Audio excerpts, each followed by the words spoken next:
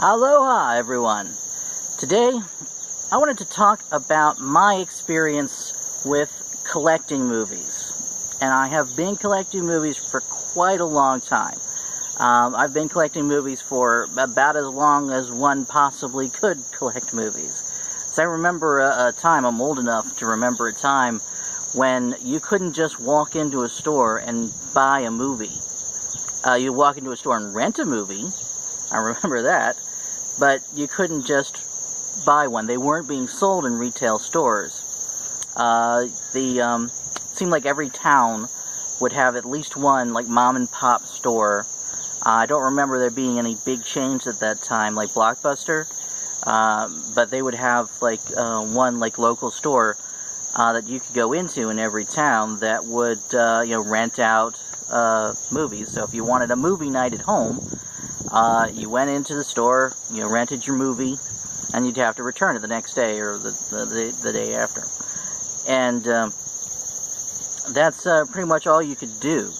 If you wanted to have a movie to keep and watch over and over again, well, the only thing you could do was get a blank tape, blank video cassette tape, and when it was on TV, when the movie you wanted was on TV, you could record it. And if you had a money-conscious family, you'd have your VCR always set on EP mode, which is, as you know, that's the mode that will allow you to get more on your videotape. So you could fit like maybe 3 movies onto one videotape, but the picture quality was really terrible. But at the time, it was still such a novelty to just be able to watch the movie you wanted to watch whenever you wanted to watch it, that, we accepted it. It wasn't a deal breaker, because that's all we could do. But it was, this is the VHS tape, the video cassette. As we know, the quality is not great on those, but the store-bought ones, the ones that came from were the studio and the distributor, the ones professionally recorded, those had much better quality than the ones you would record off of television. So it would really be a much more enjoyable experience watching watching one that you rented than watching the one that you recorded off of television. But like I said, you couldn't buy them. They weren't priced to sell. They were priced to sell to the small business owners who would rent them out and make back their investment on it. And it continued that way for a while. But at some point, I don't know if it just the cost of producing them got cheaper, or if they just realized that there was another marketing strategy out there. But at some point, they just started to appear in retail stores. And I remember the first time I really noticed this is at the mall. I saw this store pop up called Suncoast Motion Picture Company, and that store was a lot like the video rental stores that I was familiar with. It was filled with videotapes. The difference is these were for sale. You could buy them and keep them, and in professional quality, and that kind of became my favorite store for a while. Whenever I would get some extra money, I would get someone to drive me down, usually my grandfather, and would have to pick out a movie there.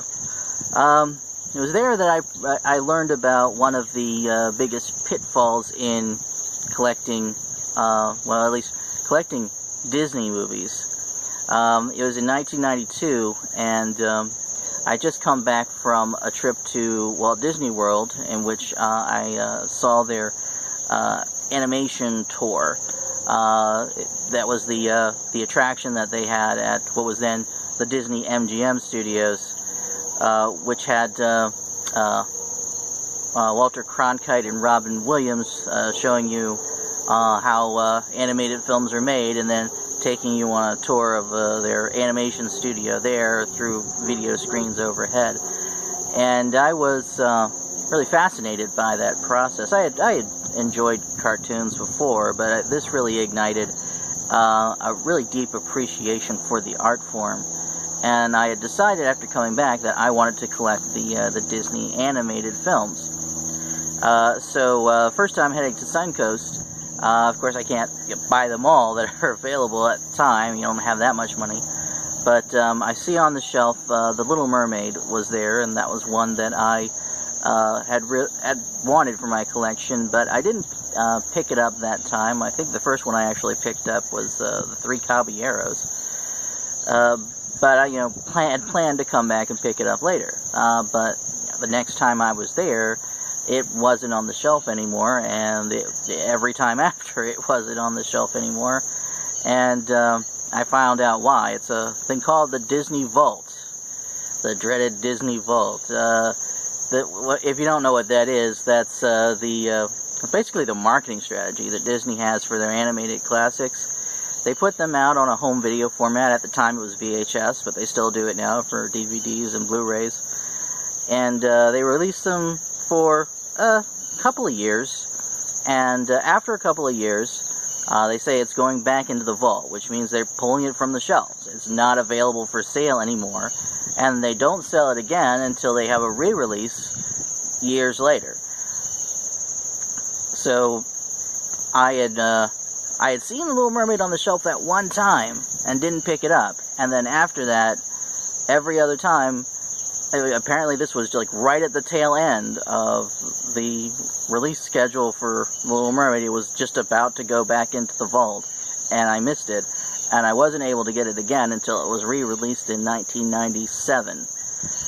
So I waited to get that movie for 5 years. And this was in the days before eBay.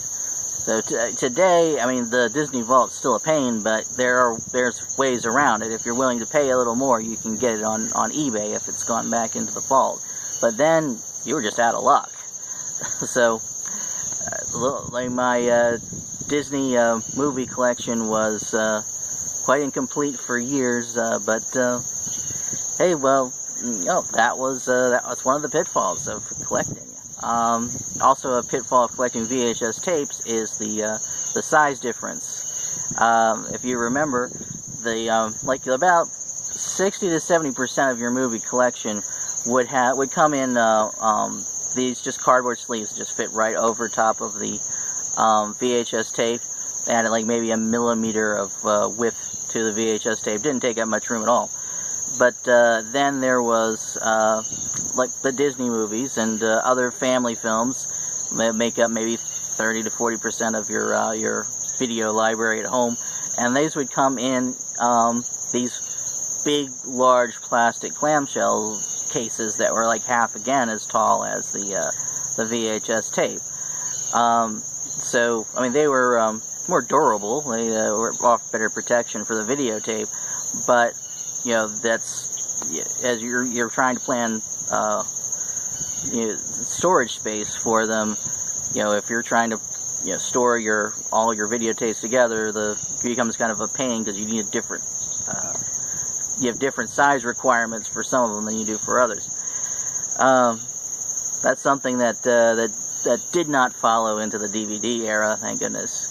But the VHS tapes, if we go back to that era for a while,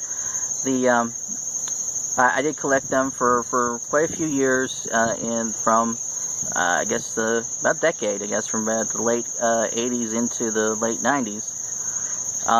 Towards the tail end of that there, I saw that the letterbox editions were kind of beginning to be a thing. It didn't really take off so much because the DVDs came out and that kind of became a thing with DVDs. But for VHS letterbox editions, they were starting to come out like a couple of years before that. And I think a lot of people, myself included, hadn't really paid much attention to the fact that the screen on your television at the time was, more or less a square, but the movie screens were rectangles. I mean, it hadn't really occurred to me at first, but once it got pointed out, I was like, oh yeah. So the letterbox editions, I kind of thought were pretty cool at the time, because you got to see the full picture, which you had up until then been denied. You'd been getting what they call the pan and scan version, which would cut off part of the picture every time. But I remember a lot of people, when I would start getting like letterboxed editions, a lot of people apparently had the same issues I had at first. They hadn't paid attention to the difference in the shape of the screen, and they were complaining about the letterbox edition, saying, "Oh, I don't like those black bars at the top and the bottom of the screen. I just want to see the whole picture." And it's like they were assuming that there was part of the picture being blocked at the top and the bottom of the screen, and I would try to explain, no, actually this is the whole picture. Because of the difference in the shape, there's the regular pan and scan edition is always cutting off part of the picture in order to make it fit the screen. So the letterbox editions, they put it on in a way that they shrink it down so that the full picture can fit on the screen. But when they do that, then there's extra space at the top and bottom that they just put black bars over. And some people, it took a while for them to catch on. But when DVDs came around, it was kind of the opposite, because the standard for VHS was the pan and scan, and every once in a while you would be able to get a letterboxed edition. The DVDs came out, and the letterboxed or anamorphic, because the widescreen TVs were starting to come out about the same time as the DVDs, maybe just a little bit later. And so the anamorphic ones would be letterboxed on a 4x3 television, but they would fill the screen on a 16:9 television. So they would just automatically, your DVD player would just automatically convert it for whatever TV you had it hooked to. But the letterboxed editions were, or anamorphic, were standard on the DVD. So people caught on shortly after it kind of got into the DVD. Speaking about letterbox editions, another thing about collecting is that George Lucas. I probably bought that original Star Wars trilogy more times than in any other movie. Because I remember I got, when they were first put out for sale on VHS tapes. I remember I got them for Christmas, I believe. I got the box set of the whole trilogy. Really nice box set. The cover with the nice poster art on the sleeves and all of that.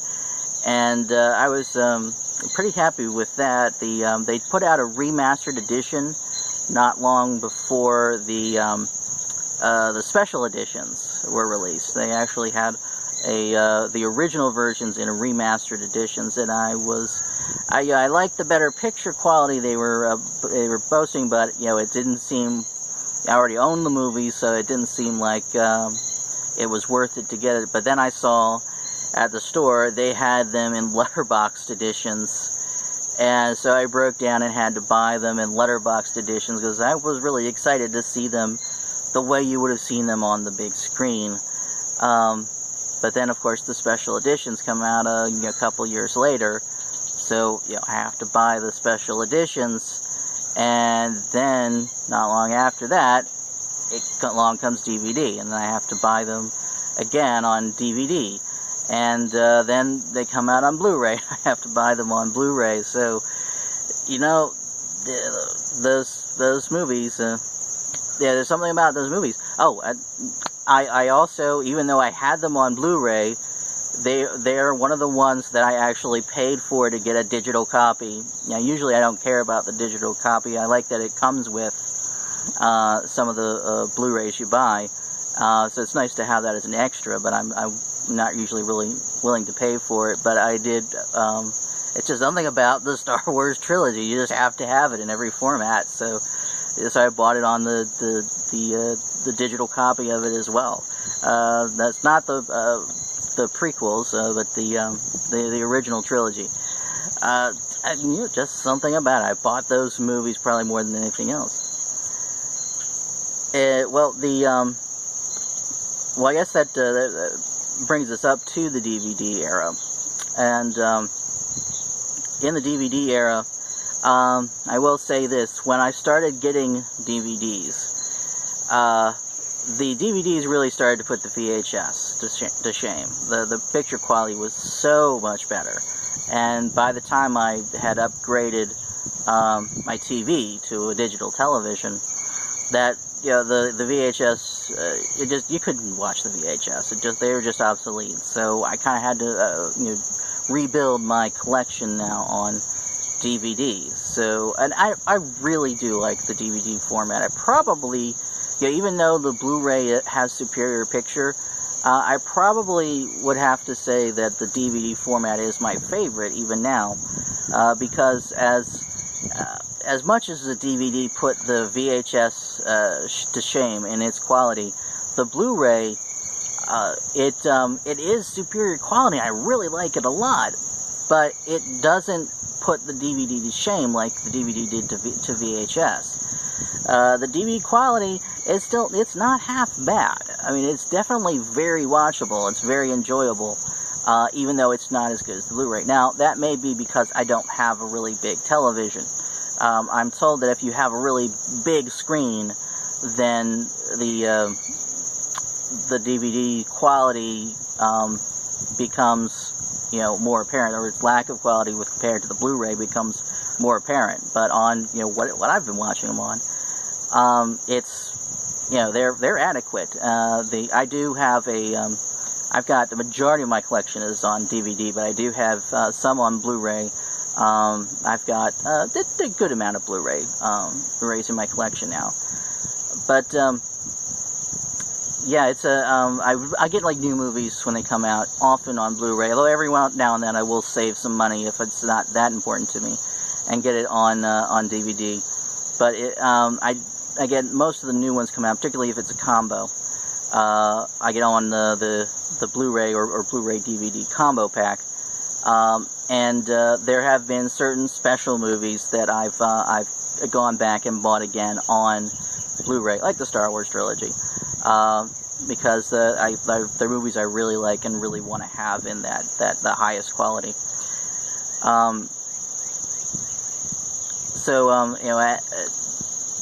So it was a process over the years of just so slowly, just rebuilding my my collection, and that's been, over a decade now of collecting DVDs.